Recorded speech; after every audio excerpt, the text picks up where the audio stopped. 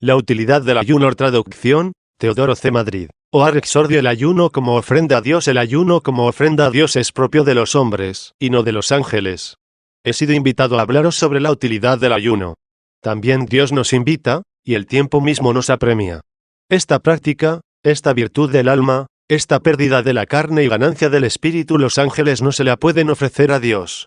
En efecto, allí en el cielo todo es abundancia y seguridad sempiterna. Y por eso no hay defecto alguno, porque todo el amor es hacia Dios. Allí Dios es el pan de los ángeles, y Dios se hace hombre para que el hombre coma el pan de los ángeles. 1. Aquí en la tierra, todas las almas, que tienen una carne terrena, sacian sus vientres de la tierra. Allí los espíritus racionales, gobernando a los cuerpos celestes, llenan de Dios sus mentes. Tanto aquí como allí hay alimento, pero el alimento de aquí, cuando nutre, se acaba, y llena el vientre de modo que él se disminuye. En cambio, el alimento de allí, a la vez que llena, permanece igualmente entero. De este alimento Cristo nos ha indicado que tengamos hambre, cuando dice, dichosos los que tienen hambre y sed de justicia, porque ellos serán saciados. 2. Primera parte, naturaleza y necesidad del ayuno. Capítulo I, hambre y hartura. Cuestión primera. ¿Qué es el ayuno y con qué espíritu se debe ayunar? 1. El hambre verdadera es la de la justicia. Está claro que es propio de los hombres mortales tener hambre y sed de la justicia, así como estar repletos de la justicia es propio de la otra vida. De este pan, de este alimento, están repletos los ángeles. En cambio, los hombres, mientras tienen hambre, se ensanchan. Mientras se ensanchan, son dilatados. Mientras son dilatados, se hacen capaces. Y, hechos capaces, en su momento serán repletos. ¿Qué significa esto? ¿Que aquí en la tierra los que tienen hambre y sed de la justicia no alcanzan nada de eso? Lo alcanzan de lleno. Pero una cosa es cuando nos ocupamos de la refección de los caminantes, y otra cosa es cuando nos ocupamos de la perfección de los bienaventurados.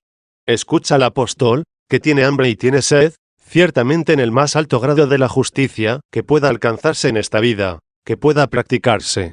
¿Y quién de nosotros va a atreverse a compararse con él, y menos aún a preferirse a él? ¿Qué es lo que dice? No es que ya haya alcanzado el premio, o que ya sea perfecto. 3. Fijaos bien quién habla, un vaso de elección. 4, y, por así decirlo, lo último de las fimbrias del vestido del Señor, pero que cura el flujo de sangre a quien lo toca lleno de fe. 5. El último y el menor de los apóstoles, como dice él mismo, yo soy el menor de los apóstoles. De nuevo, yo no merezco el nombre del apóstol, porque perseguía la iglesia de Dios. Sin embargo, por la gracia de Dios, soy lo que soy, y esa gracia suya en mí no ha sido en balde. Al contrario, he trabajado más que todos ellos. No yo, es verdad, sino la gracia de Dios conmigo. 6. Tú que oyes esto, crees que estás oyendo a un hombre hasta la plenitud y perfección. ¿Has oído lo que recuerda? Escucha también lo que hambrea, no es que ya haya alcanzado el premio, o que ya sea perfecto. Dice, hermanos, yo no pienso haberlo ya alcanzado. Al contrario, una sola cosa me interesa, olvidando lo que queda atrás, y lanzándome a lo que está por delante, correr hacia la meta para conseguir el premio según la llamada suprema de Dios en Cristo Jesús. 7. Dice que él aún no es perfecto, porque todavía no lo ha conseguido, todavía no ha alcanzado la meta. Dice que él se dilata, dice que él corre hasta el premio de la llamada celestial. Él ahora está en camino, tiene hambre, y desea hartarse. Se afana, desea llegar y se inflama. Nada para él de tanta lentitud, porque querría llegar sin tardanza, como ser disuelto y estar con Cristo. 8. Capítulo 2, el alimento terreno y el alimento celestial. 2. Los hombres que ayunan ocupan un lugar intermedio entre los carnales y los ángeles. Hermanos, hay un alimento que repara la debilidad de la carne, y también hay un alimento celestial que satisface la piedad del alma. El alimento terreno tiene su vida propia, y también el celestial tiene la suya. El uno sostiene la vida de los hombres, el otro la de los ángeles. Los hombres de fe, separados cordialmente de la turba de los infieles, y levantados hacia Dios, a quienes se dice, arriba el corazón. Portadores de otra esperanza. 9, y conscientes de que son peregrinos en este mundo. 10, ocupan un lugar intermedio, no hay que compararlos ni con los que no piensan en otro bien que en gozar de las delicias terrenas. 11, ni todavía con los habitantes superiores del cielo, cuyas delicias son el pan mismo, que ha sido su creador. Los primeros, como hombres inclinados a la tierra, que solo reclaman a la carne el pasto y la alegría, se parecen a las bestias, muy distantes de los ángeles por su condición y costumbres, por su condición, porque son mortales, por sus costumbres, porque son sensuales. El apóstol queda pendiente, por así decirlo, como intermedio entre el pueblo del cielo y el pueblo de la tierra. Él corría hacia allí, y se elevaba de aquí. Sin embargo, no estaba todavía con los bienaventurados, porque habría dicho, yo ya soy perfecto, y tampoco estaba con los terrenos, perezosos, indolentes, lánguidos, soñolientos, que piensan que no existe otra cosa, sino aquello que ven y lo que pasa, y que ellos han nacido y han de morir 12, puesto que si el apóstol fuese del número de ellos, no habría dicho, yo corro hacia el premio de mi llamada divina 13. Por tanto, debemos reglamentar nuestros ayunos. No es, como he dicho, una obligación de los ángeles, y menos el cumplimiento de los que sirven a su vientre 14, es un término medio en el cual vivimos lejos de los infieles, codiciando estar unidos a los ángeles. Todavía no hemos llegado, pero ya estamos en camino, todavía no nos alegramos allí, pero ya suspiramos aquí. Y según esto que nos aprovecha abstenernos un poco de los pastos y del placer carnal, la carne nos inclina hacia la tierra, el alma tiende hacia arriba, la arrebata el amor, pero es retardada por la gravidez del cuerpo. De ello habla la Escritura, porque el cuerpo, que se corrompe, apesga el alma, y la tienda terrestre abruma la mente pensativa 15. Por tanto, si la carne, inclinándose hacia la tierra, es peso del alma y lastre que dificulta su vuelo, cuanto más uno se deleite con la vida superior, tanto más aligera el lastre terreno de su vida. Y eso es lo que hacemos al ayunar. Capítulo 3. Necesidad del ayuno para gobernar la carne 3. La importancia del ayuno. No vayáis a creer que el ayuno es algo de poca importancia y superfluo. Que nadie, al hacerlo según la costumbre de la Iglesia, piense para sí y se diga, o escuche al tentador que sugiere internamente. ¿Qué es lo que haces? 16. ¿Por qué ayunas? Tú defraudas a tu alma, y no le das lo que le gusta. Tú te infliges un castigo a ti mismo, y tú mismo eres tu verdugo y sayón. ¿Es que le puede agradar a Dios que tú te atormentes? Entonces es cruel, porque se alegra de tus sufrimientos. Respóndele al tentador, yo sufro, es verdad, para que Él me perdone. Yo me castigo para que Él me socorra, para que yo sea agradable a sus ojos, para gustar su dulzura. También la víctima es sacrificada para ponerla sobre el altar. Y no voy a consentir que mi carne oprima mi alma. Responde a ese malvado consejero, esclavo del vientre, con esta comparación, y dile, si tú cabalgases en un jumento, si te montases en un potro que cuando te lleva pudiese hacerte caer. No le mermarías el pienso al fogoso corcel para caminar seguro, y así domar con el hambre al que no podrías refrenar con la brida. Mi carne es mi jumento, yo camino hacia Jerusalén, y muchas veces me lleva precipitadamente e intenta arrojarme fuera del camino, pues mi camino es Cristo 17. ¿No voy a reprimir con el ayuno al que va encabritado? Quien conoce esto, sabe por propia experiencia cuán útil es el ayuno. Pero, ¿es que esta carne que ahora es domada, siempre lo será?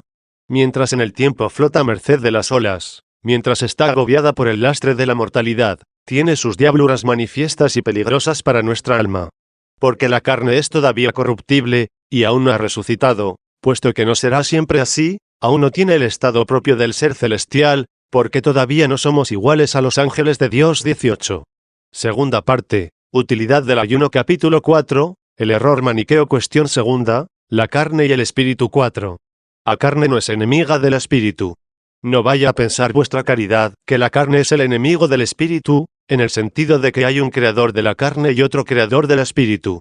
Porque son muchos los que lo piensan así, y desbocados por la misma carne se han salido del camino, y han inventado un creador para la carne, y otro creador para el espíritu, pero es que bajo el pretexto de apostólico se sirven de un testimonio que no entienden, a carne guerrea contra el espíritu, y el espíritu contra la carne 19. Esto es verdad, pero ¿por qué no te fijas también en este otro? Nadie odia jamás a su propia carne, sino que la alimenta y la cuida, así como Cristo a su iglesia. 20. En el primer texto citado se ve una cierta lucha entre dos enemigos, entre la carne y el espíritu, porque la carne guerrea contra el espíritu, y el espíritu contra la carne. En el segundo, en cambio, se ve como una unión conyugal, porque nadie odia jamás a su propia carne, sino que la alimenta y la cuida, así como Cristo a su iglesia. ¿Cómo conciliar los dos textos? si los dos son contrarios? ¿A cuál de los dos rechazamos, y a cuál retenemos? Pero es que no son contrarios. Atienda vuestra caridad, mientras tanto yo acepto los dos, y, en lo que pueda, voy a demostrar que los dos están de acuerdo. Tú, quien quiera que seas, inventas un creador de la carne y otro distinto del espíritu, y ¿qué vas a hacer de este texto? Porque nadie odia jamás a su propia carne, sino que la alimenta y la cuida, así como Cristo a su iglesia. ¿Es que la comparación no te asusta? Porque dice, la alimenta y la cuida, así como Cristo a su iglesia. Consideras a la carne una cadena, y ¿quién ama su propia cadena? Consideras a la carne una cárcel, y ¿quién ama su propia cárcel? Porque nadie odia jamás a su propia carne. ¿Quién no va a odiar su propia cadena? ¿Quién no va a odiar su propio castigo? Y, sin embargo, nadie odia jamás a su propia carne, sino que la alimenta y la cuida, así como Cristo a su iglesia. Pues tú que inventas un creador para la carne y otro para el espíritu, tienes que inventarte uno para la iglesia y otro para Cristo. Pero quien eso sabe, desvaría. Pues cada uno ama su propia carne, como dice el apóstol, y cada uno corrobora este testimonio con su propia experiencia. Por mejor domador que seas de la carne, sea la gravedad que sea con que te inflames contra ella, no sé yo si no cerrarás los ojos cuando un golpe te amenace. 5. La mortificación de la carne libera al espíritu de sus esclavitudes. Hay, por tanto, una especie de maridaje entre el espíritu y la carne. ¿De dónde, entonces, la carne guerrea contra el espíritu, y el espíritu contra la carne? 21. ¿De dónde ese castigo que viene desde la transmisión de la muerte? Porque el dicho, todos mueren en Adán. 22. Y, porque dice el apóstol, también nosotros éramos en un tiempo por naturaleza hijos de ira, lo mismo que los demás. 23. En efecto, aquel de quien hemos nacido y de quien hemos heredado lo que tenemos que vencer, aceptó la sentencia de muerte, y por esto guerreamos contra la carne hasta someterla y reducirla a la obediencia. Es que odiamos, por eso, a la que estamos deseando que nos obedezca. Cada uno en su casa, de ordinario, impone una disciplina a su mujer, y procura traerla cuando es rebelde, sin tenerla enemiga. 24. Cuando corriges a tu hijo para que te obedezca, ¿acaso lo estás odiando o lo consideras un enemigo? En fin, amas a tu siervo y lo castigas, y al castigarlo lo haces sumiso. Sobre todo tienes el pensamiento bien claro y completo del mismo apóstol, que dice, pues yo corro de esa manera, no sin rumbo fijo. Boxeo de esa manera, no dando golpes al aire. Nada de eso. Yo castigo a mi cuerpo, y lo obligo a que me sirva, no sea que después de predicar a otros me descalifiquen a mí. 25. Por su condición mortal, la carne tiene una especie de querencias terrenas contra las cuales se te ha concedido el derecho, la brida o freno. Que te rija a ti el superior para que tú puedas regir al súbdito. Por debajo de ti está tu carne, por encima de ti está tu Dios. Cuando tú quieres que tu carne te sirva a ti, quedas amonestado de cómo conviene que tú sirvas a tu Dios. Tú te fijas en lo que está por debajo de ti. Fíjate también en lo que está por encima de ti. Tú no tienes poderes sobre el inferior si no los recibes del superior. Tú eres siervo y tienes un siervo, pero el Señor os tiene a los dos como servidores. Tu servidor está más bajo la potestad de tu Señor que de la tuya. Puesto que tú quieres que te obedezca tu carne, ¿es que puede obedecerte en todo? En todo obedece a tu Señor, no en todo te obedece a ti. ¿Y cómo así? Me dirás. Tú caminas, mueves los pies, y te sigue. Pero, ¿irá contigo como tú quieres? De ti recibe la vida, pero, ¿tanto como tú quieres? ¿Es que estás malo cuando quieres? ¿Y estás sano cuando te da la gana? En realidad el Señor te ejercita a menudo por medio de tu servidor, para que, como has sido ofensor del Señor, merezcas ser corregido por tu servidor. Capítulo V, conclusiones 6. La carne a veces debe ser refrenada también en las cosas lícitas. ¿Tú qué debes hacer? No permitir los placeres de la carne hasta lo ilícito, y de vez en cuando moderarte en las cosas lícitas. Porque el que no se mortifica en las cosas lícitas, está bien próximo a caer en las ilícitas. Por ejemplo, hermanos, el matrimonio es lícito, y es ilícito el adulterio, y, sin embargo, los hombres que son morigerados, para alejarse del adulterio ilícito, se contienen de vez en cuando del uso lícito del matrimonio. La hartura es lícita, e ilícita la borrachera. Sin embargo, los hombres virtuosos, para apartarse más de las torpezas de la borrachera, se moderan también de vez en cuando en el uso de la bebida. Obremos nosotros, hermanos, del mismo modo, seamos morigerados, y lo que hacemos sepamos por qué lo hacemos. Moderando los placeres de la carne se adquiere el gozo del Espíritu. 7. La eficacia de nuestro ayuno se apoya en la fe de Cristo. Para nosotros, el fin de nuestros ayunos está en nuestro camino. ¿Cuál es nuestro camino y a dónde vamos? Eso es lo que debemos considerar. Porque también los paganos ayunan a veces, pero ellos no conocen la patria a donde nosotros nos dirigimos. También los judíos ayunan de cuando en cuando, y ellos tampoco han tomado el camino por el que nosotros caminamos. Esto es igual al jinete que doma su caballo con el que se extravía. Los herejes ayunan. Yo veo de qué modo caminan, y me pregunto, ¿a dónde caminan? ¿Ayunáis para agradar? ¿A quién? A Dios, responden. ¿Creéis que Él recibe vuestra ofrenda? Fíjate antes qué es lo que dice, deja tu ofrenda, y vete primero a reconciliarte con tu hermano. 26. ¿Es que gobiernas rectamente tus miembros, tú que desgarras los miembros de Cristo? 27. Se oye entre gritos vuestra voz, dice el profeta, y apremiáis a los que son vuestros servidores, y los herís a puñetazos. ¿No ayunéis como ahora? Dice el Señor. 28. Luego sería reprobado tu ayuno cuando te mostrases severo sin piedad para con tu servidor, y ¿va a ser aprobado tu ayuno cuando no reconoces a tu hermano? Yo no pregunto de qué alimentos te abstienes, sino qué alimento amas. Dime qué alimento amas para que apruebe que tú te abstienes de él. ¿Tú amas la justicia? Apasionadamente la amo, respondes. Entonces, que se vea tu justicia. Porque creo que es justo que tú sirvas al mayor para que el menor te sirva a ti. En efecto, estamos hablando de la carne, que es menor que el espíritu, y que cuando es domada y gobernada está sumisa. Obras con ella de modo que te obedezca, y le controlas el alimento porque quieres que te esté sujeta a ti. Reconoce al que es mayor, reconoce al que es superior, para que el inferior te obedezca a ti justamente. Tercera parte, finalidad del ayuno, la concordia y la unidad. Capítulo B, la concordia de los miembros del cuerpo, ejemplo de unidad. Y si tu carne te obedece, y tú no obedeces a tu Dios, ¿no te está condenando a ti, cuando ella te obedece?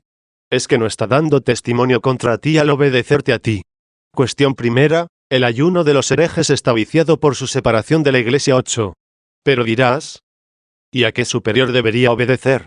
Tú te habías proclamado amante de la justicia. Fíjate que Cristo dice, os doy un mandamiento nuevo, que os améis unos a otros. 29.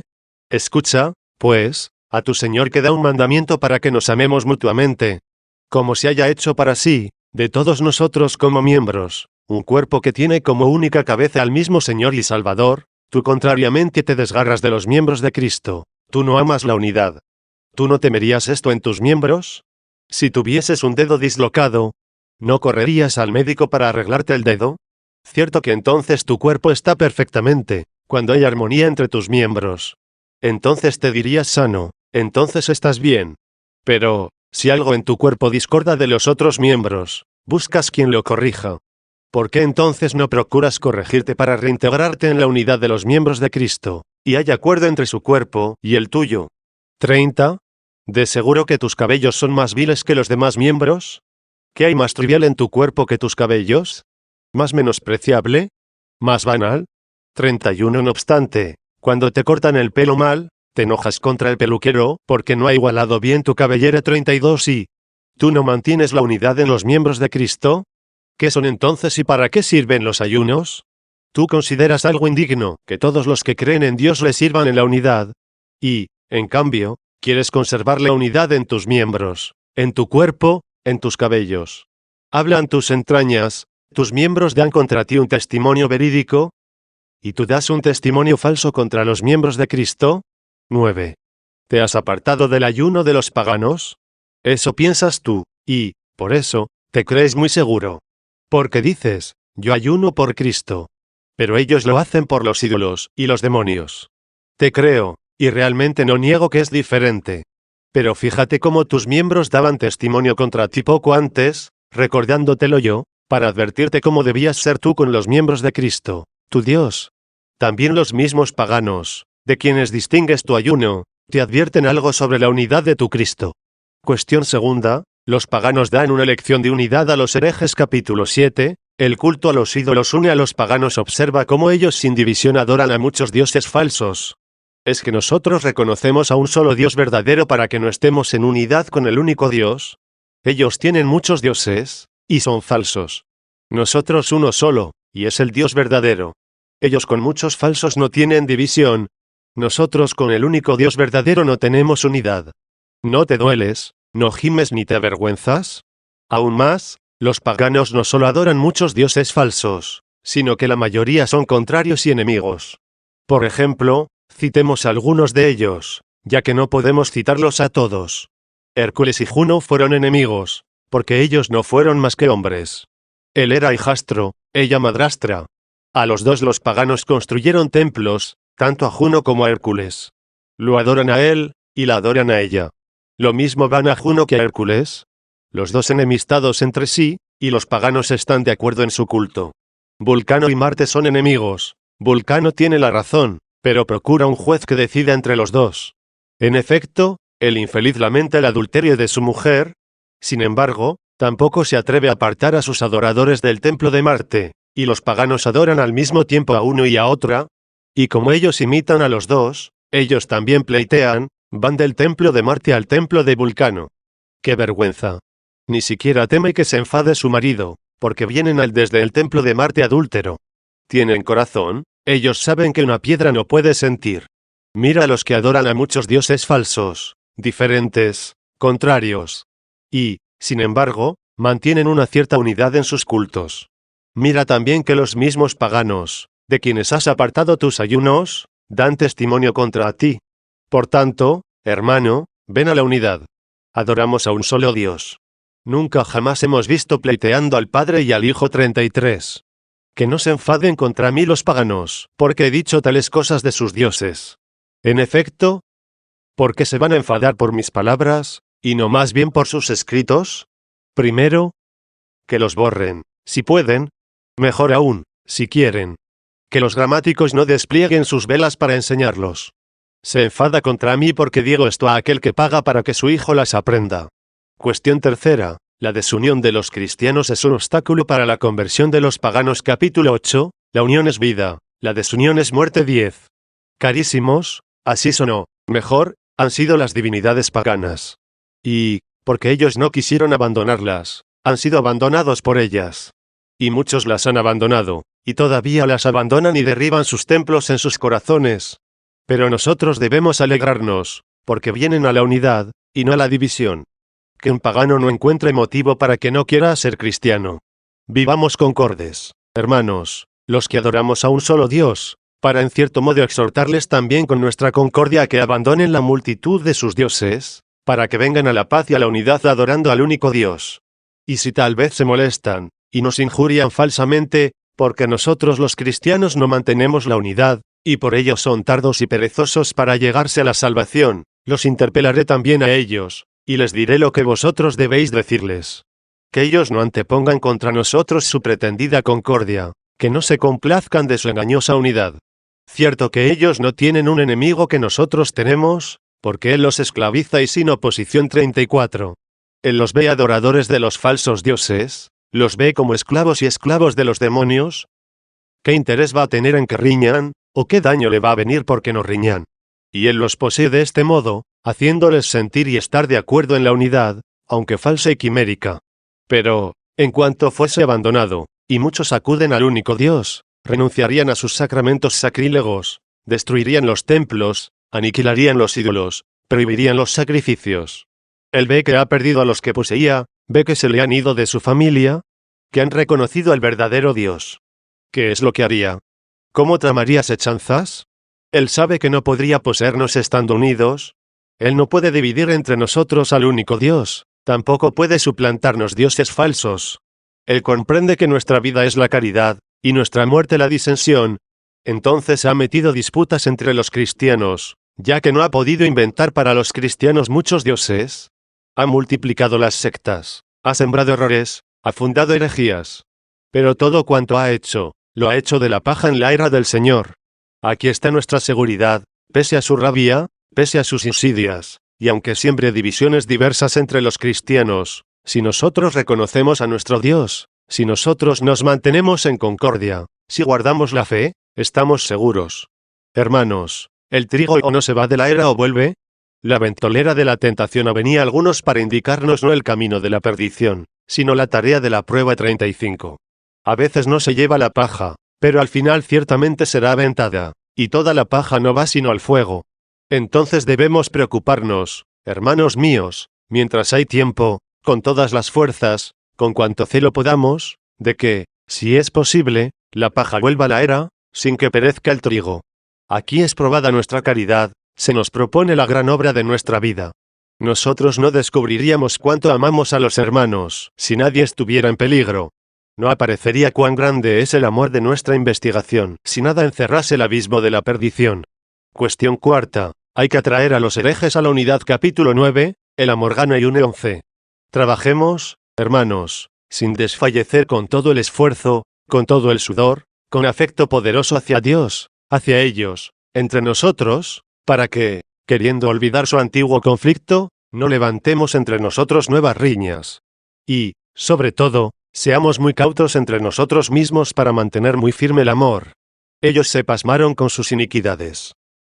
¿Cómo tú vas a descongelar en ellos el hielo de la iniquidad, si no estás ardiendo con la llama de la caridad? No nos preocupemos de parecerles molestos, instándolos. Fijémonos a dónde, y estemos seguros, porque ¿es, acaso, a la muerte a donde vamos, o más bien, lejos de la muerte? Por todos los medios posibles, pero con modestia, examinemos del todo las viejas heridas. Y seamos cautos para que no perezca entre las manos del médico el que es curado. Es que nos vamos a preocupar porque llora el niño, que es llevado a la escuela. Nos vamos a inquietar porque rechaza la mano del médico que le opera. Los apóstoles fueron pescadores, y el Señor les dijo, os haré pescadores de hombres 36. Pero por medio del profeta se dice que Dios iba a enviar primero pescadores, después cazadores. En primer lugar envió pescadores, después cazadores 37. ¿Por qué pescadores? ¿Por qué cazadores? Los creyentes fueron pescados con las redes de la fe del abismo y de lo profundo del mar de la superstición y de la idolatría. Pero los cazadores, ¿cuándo han sido enviados? Cuando los herejes andan vagando por montes y collados 38, es decir, por las soberbias e hinchazones de las tierras. Un monte es Donato, y otro es Arrio, monte es Fotino, y monte es también Novato. Andaban errantes por esos montes, y sus errores tenían necesidad de cazadores. De ahí el que fueran distribuidos los oficios de pescadores y de cazadores para que estos errantes no puedan decirnos: ¿por qué los apóstoles no han obligado a nadie, no han impelido a nadie? Porque es pescador, echa las redes al mar y recoge lo que pesca. En cambio, el cazador rodea los bosques, ojea los zarzales y, espantando por todas partes, obliga a entrar en las redes. Que no se vaya por aquí ni se vaya por allá. Córrela desde allí, abátela desde allí, espántala desde allí, que no escape, que no huya. Pero las redes son nuestra vida. Únicamente queda la caridad. No te fijes en que eres importuno, sino en cuánto tú lo amas. ¿Qué clase de amor es ese, si tú no eres celoso, y él muere? Cuestión quinta, el celo perseverante para convertir a los herejes. Capítulo X, comparación familiar 12. Hermanos, considerad también la siguiente comparación y semejanza, porque una misma cosa puede tener muchas analogías. Los hombres nacen con esa condición, que cada uno quiere que le sucedan los propios hijos. Y no hay nadie que no desee y espere en su casa este orden, que los padres ceden y los hijos suceden. Supongamos que un padre anciano cae enfermo. No me refiero al padre que tiene un hijo consigo, a quien nombra su heredero, porque lo quiere por sucesor y a quien él ha engendrado para eso, para que, cuando haya muerto, él viva. Tampoco me refiero cuando el padre anciano cae enfermo, para irse próximo ya a morir, como ya lo pide el orden de la naturaleza, que ya no tiene más que esperar. Supongamos, digo, cuando está enfermo, y allí presente lo atiende con cariño su hijo, y el médico ve que está vencido por un sueño mortal y peligrosísimo, se queda resignado en que va a morir su viejo, por los pocos días que así puede vivir. El hijo está allí al pie, y asiste solícito a su padre, cuando le ha oído decir al médico: este hombre puede entrar en un profundo letargo, y por eso puede morir si se le deja que duerma. Si queréis que viva, que no duerma, ese sueño que le vence es dañino y a la vez dulce. El hijo entonces, advertido por el médico, está allí solícito, molestando al padre lo espabila, y si esas caricias no bastan, lo pellizca, y si no le hace nada, lo pincha. Ciertamente que el hijo es molesto para el padre, Pero, si no fuese molesto, seré impío. El padre, a quien ya le agrada morir, refunfuña con semblante triste y voz suplicante al hijo que le molesta: déjame ya en paz. ¿Por qué me molestas? El médico dice que, si te duermes, te vas a morir. Y él replica: déjame, quiero morirme. El viejo dice: quiero morir. Y el hijo es un impío si no le contesta: yo no. Y esta vida es ante todo temporal, ni va a ser perpetuo en ella el padre, a quien el hijo es molesto, para que espabile, ni el hijo, que va a suceder al padre que se va y está para morir. Los dos peregrinan por ella, los dos pasan volando temporalmente por ella, y, sin embargo, son unos impíos si no se preocupan de su misma vida temporal, aun cuando los dos se molestan mutuamente. Es decir, que si yo estoy viendo que un hermano mío está vencido por el sueño de una costumbre perniciosa, ¿no lo tengo que espabilar por temor a molestar al que duerme y va a perecer? Lejos de mí hacer tal cosa, incluso si, viviendo él, se disminuyera nuestra herencia.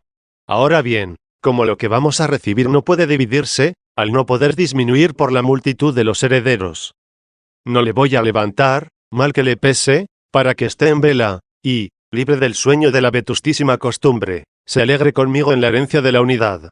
Sí, yo lo haré. Si estoy despierto, yo lo haré. Si no lo hago, también yo estoy dormido. Conclusión: los herejes despedazan la Iglesia. Capítulo 11. Nuestra herencia es común e indivisible. 13. Carísimos, el Señor, hablando a las turbas, fue interpelado por uno del público, que le dice: Señor, dile a mi hermano que reparta conmigo la herencia. Y el Señor le responde: hombre, ¿quién me ha nombrado repartidor de la herencia entre vosotros? 39. No, a bien seguro que él no rehusaba reprimir la codicia, sino que no quería constituirse en juez por un reparto. En cuanto a nosotros, queridos, no invoquemos al Señor como juez de tales cosas, porque no es así nuestra herencia. Nosotros interpelamos al Señor con la frente pura, con buena conciencia, y que cada uno de nosotros le diga: Señor, dile a mi hermano, no que divida, sino que posea conmigo la herencia. En efecto, ¿qué es lo que tú quieres dividir, hermano? Porque lo que el Señor nos ha dejado no puede dividirse. ¿Es oro para presentar una balanza de reparto? ¿Es plata? ¿Es dinero? ¿Son esclavos? ¿Son animales? ¿Árboles? ¿Campos? Todo esto puede ser dividido. No puede dividirse. La paz os dejo, mi paz os doy. 40. Finalmente, hasta en las mismas herencias terrenas el reparto hace menor la hacienda. Supón a dos hermanos de un mismo padre: cuanto tiene el padre es de los dos, todo de uno y todo también del otro. Así pues, si le preguntas a cualquiera de los dos por sus cosas, te responderá, por ejemplo, ¿de quién es aquel caballo? Y si se lo preguntas a cualquiera de ellos, es nuestro, responde.